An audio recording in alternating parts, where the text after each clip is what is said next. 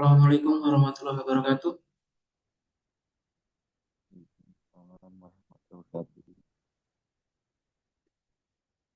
Teman-teman, semoga suara saya jelas ya di sana ya. Semoga terdengar jelas.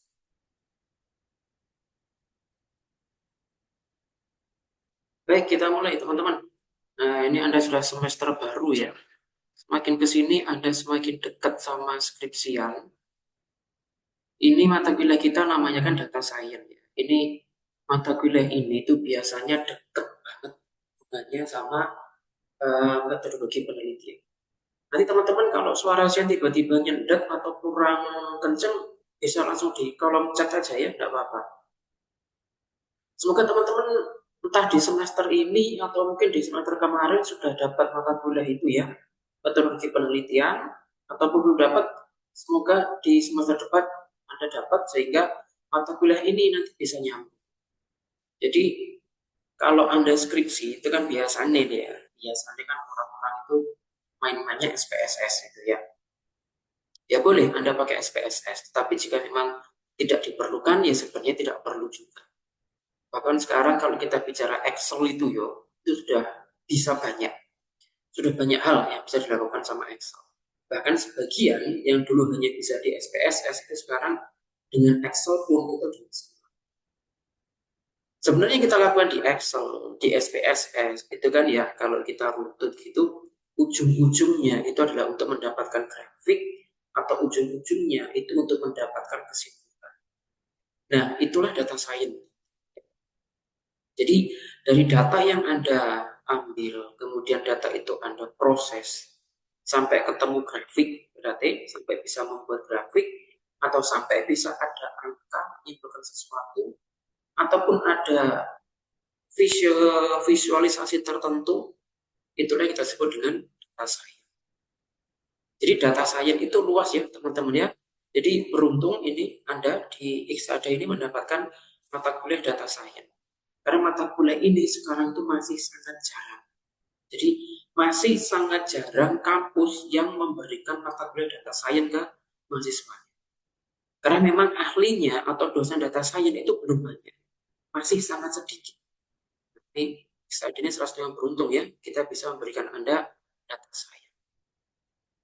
Ini pengantarnya ya teman-teman. Saya rasa kalau kontrak kuliah habis nggak perlu kita ya, beberapa semester juga kita kontrak kuliahnya sama ya.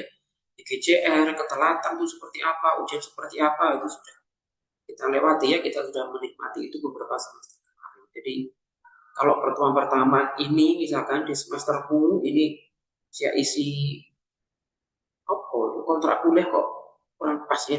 Toh juga sama saja ya sama dengan saya ya. Jadi aturan-aturan yang kemarin juga nggak perubahan, tetap kita pakai sama sekali. Jadi ini teman-teman tentang data science. Bicara tentang data science itu mesti berbicara data. Jadi nanti di semester ini, benar mata kuliahnya ini kita teori ya teman-teman. Tetapi bagaimanapun itu nggak lepas dari praktek. Jadi nanti penugasannya adalah kita di kelas seperti ini, kemudian nanti ada praktek, jadi Anda harus ambil data apa, Anda harus menyiapkan data seperti apa. Ya, itu nanti yang kita gunakan sebagai bahan. Mungkin ya teman-teman, mungkin nanti akan ada teman-teman tuh harus survei gitu ya, baik kualitatif maupun kuantitatif. Setelah survei, kemudian datanya kita olah sampai menjadi sebuah kesimpulan. Jadi di satu semester ini data science ya kita bicara data dan data. Datanya terus menerus ya. Jadi teman-teman nggak bosan-bosan nanti upaya akuisisi data atau penggalian data. Jadi dipersiapkan dengan baik ya. Kalau memang kita perlu survei lapangan ya kita survei. Kalau misalkan kita hanya cukup menggunakan data sekunder ya kita proses data yang gitu ya. Yang penting datanya itu bisa kita andalkan dalam artian bukan data yang ngarang atau bukan data yang dari sumber tapi nggak bisa kita pertanggungjawabkan. Nah gitu insya Allah di ini nanti kita akan tahu mana data yang bisa kita pakai dan tidak, mana sumber data yang bisa kita pakai dan mana sumber data yang tidak valid sehingga tidak perlu. Gitu ya, jadi goal-goal kita nanti di uh, mata kuliah data science itu goalnya ya, pasti ya. Kemudian ini teman-teman, sekelumit tentang data science ya, tahapan-tahapannya data science itu. Pertama pengumpulan data, tadi ya yang sudah saya intro di awal, pengumpulan data. Oh, mumpung aku ingat, ini Mbak Isti ada kan ya? Mbak Isti bisa open mic, mendengung nggak ya? Misalkan saya open mic di sini.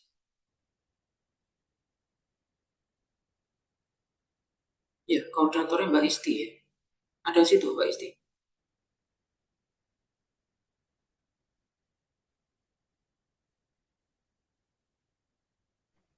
Oh, Nggih, tidak di tempat. Ada. Mbak Isti ini mata kuliah kita yang ini tuh di ruangan apa gimana Mbak? ini Zoom ada yang di kampus, ada yang di rumah. Jadi misal ada yang di kampus. Di kampus mereka di mana? Di ruang kelas atau di ruang lab? Ada yang di lab, ada yang di kelas. Tapi ini Berarti labnya kebanyakan di kosong. rumah ya, Pak. Karena nanti labnya sebentar lagi dipakai adik tingkat. Jam berapa Mbak dipakai? Jam 9 atau setengah 9 kayaknya. Apa mata kuliah apa bukan? Untuk mata kuliahnya kayaknya dosen lain dulu. Nanti kan ada Kak Didi juga di semester 1. Oh, jadi ini kita bagian kelas ya, atau ruang nggak kebagian?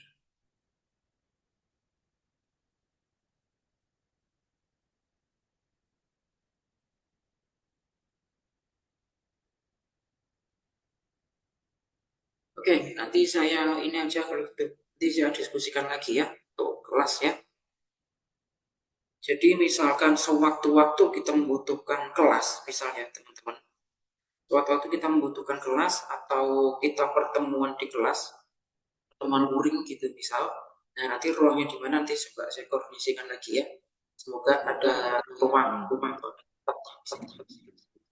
Nggih, Bapak menawi butuh kelas atau lab bisa konfirmasi kita rolling kelas sama adik kelas. Oh ya, yang penting bisa bisa ada solusinya. Yang penting itu aja ya. Oke, siap. Nah ini teman-teman kita kembali ke sini tentang data science lagi ya. Awal tentu kita pengumpulan data teman-teman. Semoga teman-teman juga sudah banyak ini ya, tahu tentang pengumpulan data ya. Pengumpulan data itu macam-macam, ada kuesioner, ada wawancara, ada pengamatan langsung ya, observasi, line observasi, sampling dan seterusnya ya. Nanti di mata kuliah ini kita akan mempelajari itu dan langsung. Seingat saya, pengumpulan data itu di mata kuliah metodologi penelitian ya. Entah teman-teman sudah dapat atau mungkin baru dapatnya di semester depan, tidak apa-apa, sambil kita latihan nanti untuk bagaimana pengumpulan data, termasuk kode etik kita dalam pengumpulan data. Misal, kalau misalkan kita nggak perlu KTP-nya orang, ya kita nggak usah pakai data KTP-nya orang. Itu salah satu kode etik. Kalau kita nggak perlu memasang wajahnya orang, ya kita nggak perlu memotret orang. Nah, itu kode etik. Karena sekarang itu entah kebutuhan, entah belum paham kode etik apa gimana ya, karena dikit-dikit kita suruh store KTP, dikit-dikit suruh store KTP, padahal nggak ada perlunya juga kita store KTP. Dikit-dikit kita suruh store NPWP, dikit-dikit kita suruh store buku rekening. Nah, itu sebenarnya hal-hal yang tidak perlu ya, tidak perlu, gitu ya. Nah, itu kode etik yang perlu kita jaga dalam pengumpulan. Termasuk nanti misalkan teman-teman, kita ada tugas pengumpulan data. Teman-teman silakan wawancara. Nah, kalau wawancaranya, ya, jadi kalau wawancara itu perlu kita tulis nama dan seterusnya, ya kita tulis. Tapi jika tidak, ya tidak. Gitu ya. Jadi kalau emang tidak perlu, ya tidak perlu. Gitu teman-teman. Jadi ada hal-hal tertentu yang memang perlu kita tulis data dan tidak. Nah, ini tahapan pengumpulan data. Jadi hati-hati teman-teman ya. Insya Allah nanti akan kita bahas lebih lanjut bagaimana kode etik pengumpulan. Nah, dari data yang teman-teman dapat itu nggak semuanya bisa kita pakai. Ingat ya, nggak semua data itu bisa kita pakai. Tentu ada data-data tertentu yang harus kita bersihkan. Contoh data yang duplikat, ya. Si A sudah ditulis sebagai penduduk miskin misal. Loh, kok di bawah ditulis lagi? Kan sering kali ya ini terjadi di masyarakat kita ya. Si A kemarin udah dapat bantuan, loh kok dapat bantuan lagi? Nompok-nompok. Tapi orang lain yang harusnya dapat bantuan nggak dapat. Jadi karena terjadi duplikat. Jadi data mentah itu langsung dipakai begitu saja. Itu nggak boleh. Ya. Terlebih kita belajar data science ini. Nah, mungkin nanti kalau teman-teman jadi pimpinan di manapun gitu ya, nah harus jeli dengan hal seperti itu. Kemudian data tidak konsisten itu juga merugikan. Contoh, satu orang setor KTP, orang yang lain tidak setor. Nah, kan nggak konsisten. Orang yang pertama ada gendernya, orang kedua gendernya nggak ditulis. Nah, itu nggak konsisten. Sehingga data-data yang tidak konsisten itu bisa kita katakan datanya tidak berkualitas. Jadi teman-teman, di data science ini, pertama ya, karena kita bicara data, maka datanya itu harus berkualitas ya. Data berkualitas itu udah harus banyak. Jadi jangan berpikir, wah saya dapat sampel nih, saya dapat 1.000 orang sebagai sampel gitu bisa. Bisa jadi dan sangat dimungkinkan sampelmu yang 1.000 orang itu kalah dengan temanmu yang sampelnya hanya 10. Tapi temanmu yang sampelnya 10 itu datanya berkualitas. Sementara kamu yang datanya 1.000 orang itu nggak berkualitas. Jadi kayak gini sering banget saya jumpai teman-teman yang lagi ngerjain skripsi, teman-teman yang lagi tesis, teman-teman lagi penelitian, ya datanya nggak berkualitas. Sehingga di saat datanya nggak berkualitas, diproses kayak gimana pun, ya hasilnya nggak. Ibaratnya ini ya teman-teman, kita tuh masak. Sepintar apapun Anda memasak, kalau bahannya nggak berkualitas, hasilnya juga nggak berkualitas. Nah, kalau orang-orang Bangladesh itu, mereka bahasanya lebih kecil.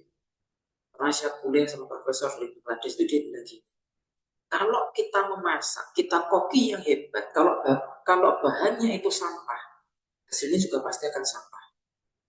Ya, emang seperti itu ya. Makanya konsep kita yang harus kita komitmen di mata kuliah ini teman-teman, data harus berkualitas. Jangan terbius, jangan silau dengan data yang jumlahnya banyak. Tidak selalu. Ya meskipun data yang banyak itu baik, karena kalau duplikat bisa kita hapus, kalau nggak konsisten bisa kita hapus, kita bisa dengan data yang banyak gitu ya. Kemudian tahap ketiga baru dianalisis. Kalau datanya sudah berkualitas, ibaratnya teman-teman itu dari pasar udah belanja ya, udah mengumpulkan sayuran, mengumpulkan belanjaan, kemudian belanjaanmu itu masuk rumah kamu bersihkan gitu ya. Setelah bersihkan baru diproses. Proses itulah yang kita sebut dengan analisis. Setelah diproses, divisualisasi. Divisualisasikan itu ya masakanmu, taruh di piring, taruh di panci, itu kan visual, jadi terlihat sehingga orang mau makan. Bagaimana ceritanya Anda setelah masak, masakanmu itu cakep, masakanmu itu enak, buat tutupi terus di rice cooker. Nah itu tidak divisualisasikan. Nah gitu ya analoginya ya, semoga bisa dipahami. Seterusnya ini ya, ini tahap-tahap alur kita identifikasi, ini tahap-tahap skripsi teman-teman sebenarnya. Jadi teman-teman skripsimu insya Allah dapat nilai A. Itu kalau 7 tahapan ini kamu bisa bertanggung jawabkan semua. Jadi gampang ya teman-teman garap skripsi itu ya, jangan khawatir. Ini aja 7 ini aja teman-teman bisa. Tiap tahap itu ada kerjakan sendiri, dikerjakan dengan baik, itu gampang. Nah ini nanti akan kita praktekkan di data science. Mulai dari identifikasi masalah sampai penerapan model. Model tidak harus berupa fisik ya teman-teman. Karena kita kan di komputer science, dalam artian ada RPL, ada bisnis digital. Itu kan urusannya di komputer ya. Jadi modelnya apa? Ya modelnya file. Berupa visualisasi grafik kah, visualisasi video kah, atau visualisasi heat thermal, misalkan gitu ya. Kalau mungkin orang yang seni rupa, seni patung, modelnya pakai patung. Sing tata busana, permodelannya pakai bajunya. Nah, gitu. Ada di komputer science, permodelannya ya dengan disiplin komputer science. Nah, gitu ini tahap-tahapannya ya, sebagai previous dulu. Kemudian ini teman-teman nanti silakan teman-teman menginstal di komputer Anda masing-masing ini RStudio namanya. Kalaupun teman-teman menggunakan lab, jadi misalkan setelah Setelah kita teori, kemudian teman-teman praktek di lab, nanti coba minta izin ke koordinator lab atau apa. Teman-teman install di komputer tertentu yang sekiranya itu Anda pakai terus-menerus. Kecuali kalau memang di lab itu sudah menyediakan RStudio di semua komputer, tidak apa-apa. Gitu ya. Tapi kalau Anda bekerja dengan laptop, dengan komputer Anda sendiri, saya sarankan di lab hanya di beberapa komputer saja yang diinstal RStudio. Jadi nanti teman-teman bisa langsung cari di internet ya, RStudio ini softwarenya gratis, dan sekarang paling banyak digunakan untuk analisis dan untuk data science. Jadi misalkan teman-teman ketemu dengan orang di luar sana, dia adalah ahli data science, maka dia tidak asing dengan istilah R. Caranya teman-teman nanti install Python dulu, ya. Setelah Pythonnya berhasil diinstal, baru install RStudio. Karena pada dasarnya gini teman-teman, pada dasarnya RStudio itu numpang ke Python. Nah, bahasanya RStudio itu juga bahasanya Python. Jangan khawatir, karena bahasa RStudio itu sangat mudah. Jauh lebih mudah ketimbang Anda belajar HTML.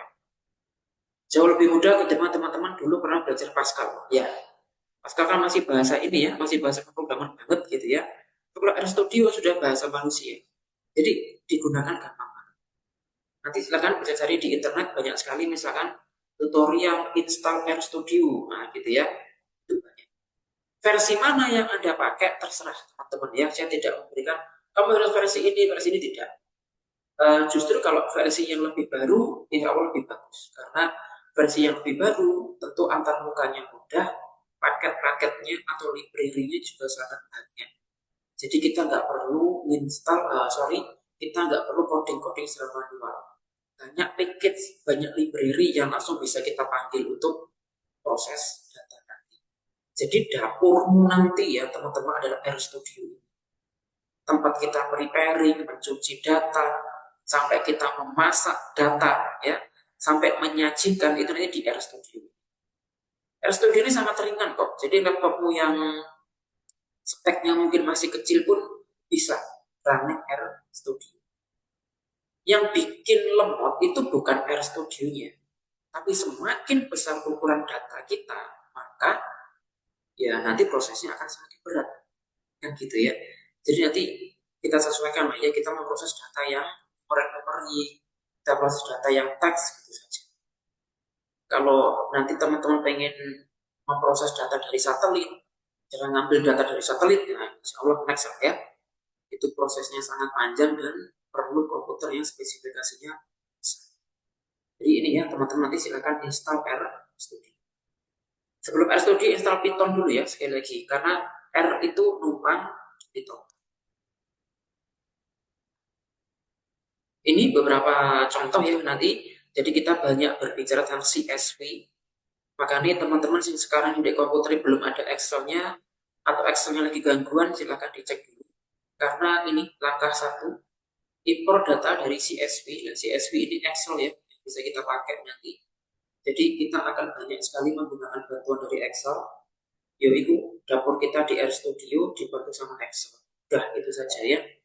Nggak online nggak apa-apa. Di RStudio sama Excel itu kan bisa kita akses secara dari membersihkan data sampai langkah kelima nanti evaluasi. Nanti akan kenal dengan istilah-istilah seperti ini ya, ada R-square, ada RMSE, ada ART. Nah ini RMSE, root mean square error. Ini salah satu bantuan yang bisa kita pakai untuk memeriksa sejauh mana error yang kita lakukan atau sejauh mana error atas data, atau sejauh mana kerusakannya. Nah itu salah satunya pakai RMSE. Ada banyak banget ya untuk memeriksa error. Teman-teman di kesehatan, teman-teman di engineer itu sangat bicara dengan RMSE. Tingkat errornya berapa? Selalu bicara gitu. Kalau teman-teman membaca jurnal-jurnal kesehatan, jurnal-jurnal penelitian yang ditulis oleh para dokter, biasanya bicara itu. Margin errornya berapa? Nah itu pakai RMS. R-square buat apa? R-square itu untuk memeriksa hubungan teman-teman. Hubungan suhu panas, misalkan hubungan suhu panas di Bojonegoro dengan daya beli masyarakat. Ketoknya gak nyambung. Suhu panas kok ambek daya beli masyarakat gak nyambung. Ya, gak nyambung itu di ongko piro. Atau jangan-jangan malah nyambung. Daya beli masyarakat turun karena suhu panas. Nah, jadi kita nggak boleh mereka-reka seperti itu ya. Kita harus analisis datanya seperti apa. Yang kita baca nanti poin atau angka di R. Ini baru pengantar teman-teman. Nanti akan banyak sekali yang bisa kita lakukan di data science. Ini enaknya yo. Ada yang belajar data science sekarang. Anda nanti setelah lulus S1 dari Xada, saya sangat menyarankan Anda untuk Anda cari sertifikasi data science di BNSP. Itu biayanya tidak mahal, hanya sekitar 400 sampai 600. Kalau Anda sudah punya punya sertifikasi itu cepat payu, Rek. Dan satu kali job data science itu sudah sangat mahal. Karena kemampuan data science itu masih sangat langka ya, dan sangat dibutuhkan. Jadi data science itu kebutuhannya luar biasa banyak, tapi uangnya gak ono. Gitu ya. Ini kesempatannya luar biasa. Coba nanti saya pun banyak diskusi dengan Bu Andi ya, semoga Anda dapat fasilitas sertifikasi salah satunya data science ini ya. Oke teman-teman, sementara seperti itu ya, slide dari saya sudah cukup. Teman-teman berarti sekarang yang perlu Anda persiapkan adalah silakan diinstal untuk RStudio-nya. Sehingga di pertemuan besok kita sudah menggunakan ya. Jadi seperti kalau seingat saya di ISADI saya pernah ngajar Pascal itu ya. Jadi saya praktekkan di Zoom terus teman-teman sambil nyoba. Dan nanti kita pun juga dengan seperti itu. Dan insya Allah setiap bulan akan saya dedikasikan untuk berkunjung ke kampus Anda ya. Semoga ini akan tercapai. Jadi setiap bulan minimal 1 kali saya akan berkunjung ke kampus Anda untuk bonding. Istilah bonding itu data science ini. Jadi data science ini benar-benar harus dengan pendampingan dari hati ke hati gitu ya. Sehingga goal setting kita nanti bisa tercapai. Insya Allah seperti itu. Ya teman-teman doakan aja lah ya. Semoga kita diberi keluangan rezeki, keluangan waktu gitu ya, kesehatan dan seterusnya sehingga kita bisa bertatap muka di gitu teman-teman ya. Ada pertanyaan atau yang mau disampaikan? Oke, kita coba di kolom chat tadi. Oke, kosong. Sampun, jika sudah cukup pengantar kita seperti ini dulu ya di hari ini. Teman-teman silakan persiapkan di dapurnya tadi, silakan Anda isi dengan apa ya? Minimal RStudio, Python, sama Excel. Dan nanti untuk diktat, nanti sumber datanya, tentu teman-teman saya kasih dulu sumber datanya kayak gimana. Setelah tahu sumber datanya kayak gimana, teman-teman bisa praktekkan untuk mencari data yang serupa. Terima kasih teman-teman atas kehadirannya. Semoga sehat selalu semuanya ada di sana. Dan mohon maaf belum bisa mendatangi ke sana di kelas ya. Wassalamualaikum warahmatullahi wabarakatuh. Waalaikumsalam warahmatullahi wabarakatuh.